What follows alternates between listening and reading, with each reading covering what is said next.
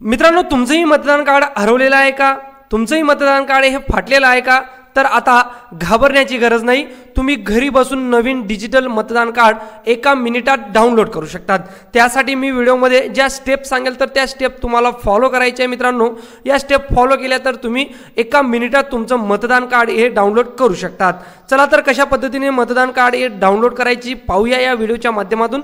जरी चॅनलवर नवीन असेल तर चॅनल देखील सबस्क्राइब करा. आपण अशाच महत्त्वपूर्ण अपडेट्स आपल्या चॅनलवर आणत असतो.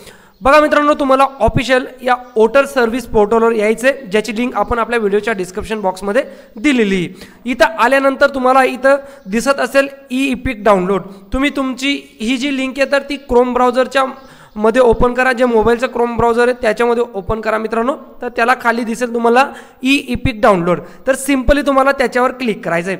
त्याच्यावर क्लिक केल्यानंतर इथं तुमचा मोबाईल नंबर किंवा तुमचा ई-पिक नंबर म्हणजे तुमचा जो मतदान कार्ड क्रमांक आहे तर त्याला आपण ई-पिक नंबर असं म्हणत असतो. तर तो ई-पिक नंबर टाकायचा आहे. जरी तुमचं पहिले अकाउंट रजिस्ट्रेशन केलेलं असेल तर.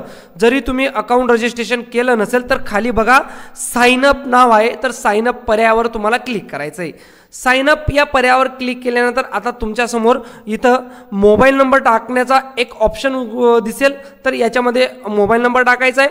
त्यानंतर तुम्हाला इथं कॅप्चा टाकायचा आहे. कॅप्चा आणि मोबाईल नंबर टाकल्यानंतर तुम्हाला पासवर्ड सेट करायचा आहे. मित्रांनो, OTP येईल. OTP टाकून पासवर्ड सेट करायचा आहे आणि सबमिट या पर्यायावर क्लिक करून घ्यायचं आहे. तुमचं इझिली रजिस्ट्रेशन होऊन जाईल. आता इथं रजिस्ट्रेशन केल्यानंतर तुम्ही परत मागे याल आणि मागे आल्यानंतर तुम्हाला पुन्हा ई-इपिक डाउनलोड या पर्यायावर क्लिक करायचं आहे. आता तुम्ही जो मोबाईल नंबरने रजिस्ट्रेशन केलं असेल तर तो मोबाईल नंबर इथं टाका. त्यानंतर तुमचा कॅप्चा टाका. रिक्वेस्ट टू OTP या पर्यायावर क्लिक करा. आलेला OTP सबमिट करा आणि इझिली तुम्ही अकाउंट लॉग इन केलेलं असेल.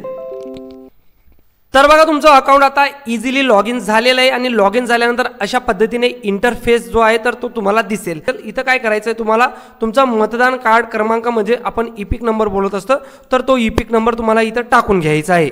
तर मित्रांनो, ई-पिक नंबर टाकल्यानंतर आणि तुमचं स्टेट सिलेक्ट केल्यानंतर सर्च या पर्यायावर क्लिक करा. सर्च या पर्यायावर क्लिक केल्यानंतर खाली तुमचं जी डिटेल्स आहे तर ती डिटेल्स तुम्हाला शो होणार आहे मित्रांनो. तर बघा मित्रांनो, अशा पद्धतीने तुमची जी डिटेल्स आहे तर ती खाली शो होईल. आणि खाली बघा जनरेट OTP असा पर्याय तुम्हाला दिसेल. जनरेट OTP या पर्यायावर क्लिक करा.